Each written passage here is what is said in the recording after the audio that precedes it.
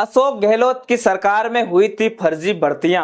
आधे से भी ज्यादा पीटीआई ने पाई फर्जी डिग्री से नौकरियां।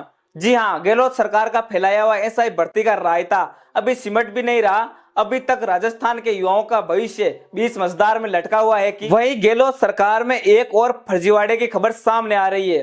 बताया जा रहा है कि गहलोत सरकार में पीटीआई भर्ती में भी भारी घोटाला हुआ है, भारी मात्रा में फर्जीवाड़ा हुआ है। एसओजी की एक और बड़ी कार्रवाई में खुलासा हुआ है कि पीटीआई भर्ती में 21 फर्जी डिग्रियां मिली है। सोचिए, नंबर और भी ज्यादा हो सकता है। अभी तक सिर्फ 21 फर्जी डिग्रियां मिली है, यानी ऐसे लोग पीटीआई भर्ती की परीक्षा देकर भी आ गए जिनके पास फर्जी डिग्री है या फिर डिग्री है ही नहीं, और एग्जाम तो दिया जो दिया उसमें वो पास भी हो गए और नौकरी भी मिल गई। सोचिए, अब गहलोत सरकार में एक सरकारी पेपर हो रहा है और लोग बिना डिग्री लिए एग्जाम में अप्लाई कर दे रहे हैं, परीक्षा दे रहे हैं, उसमें पास होकर नौकरी भी हासिल कर रहे हैं और सरकार चुप बैठी है।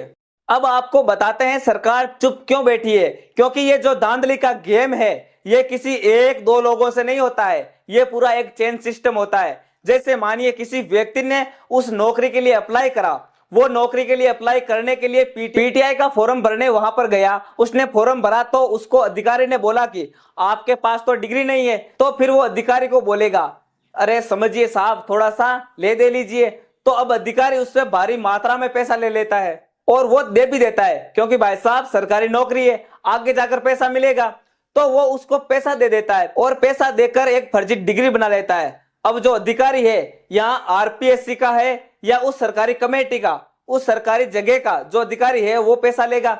अब वो भारी पैसा जो उसने लिया है उसमें से थोड़ा सा पैसा आगे वाले अधिकारी को पहुंचाएगा।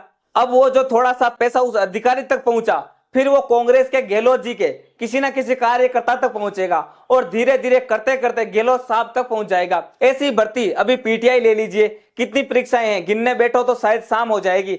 ऐसे करके महीने का ये थोड़ा थोड़ा अधिकारी से खसकते खसकते गहलोत साहब तक कितनी मात्रा में पहुंचा था वो आप सोचिए। इसीलिए गहलोत सरकार में इतनी धांधली हुई, इतने सारे पेपर लीक हुए, क्योंकि गहलोत साहब और गहलोत साहब के आरपीसी के अधिकारी सब एकदम खुश थे, सब तक अच्छी खासी रकम पहुंच रही थी, इसीलिए पेपर लीक होते रहे और चेन सिस्टम चलता रहा। खैर, इस पूरे मामले पर आप क्या राय रखते हैं हमें कमेंट करके जरूर बताएं। जानकारी को शेयर जरूर करें और बने रहे भारत प्रेस के साथ।